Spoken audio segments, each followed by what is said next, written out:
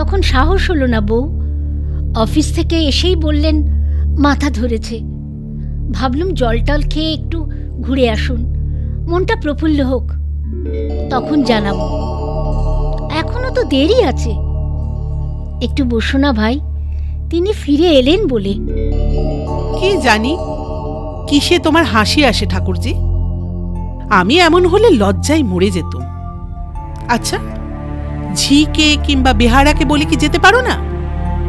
বাপ রে, তাহলে তো বাড়ি থেকে দূর করে দেবেন, এ জন্মে আর মুখ দেখবেন না।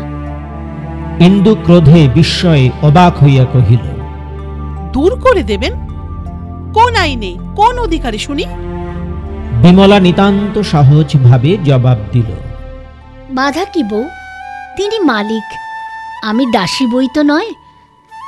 তিনি তাড়ালে কে তাকে ঠেকাবে বলো? ঠেকাবে রাজা, ঠেকাবে আইন। সে চুলোই যাকগে ঠাকুরজি, কিন্তু নিজের মুখে নিজেকে দাসী বলে কবুল করতে কি একটু লজ্জা হয় না? স্বামী কি মোগল বাদশাহ আর স্ত্রী কি তার কৃতদাসী যে আপনাকে আপনি এমন হীন, এমন তুচ্ছ করে গৌরববোধ করছো?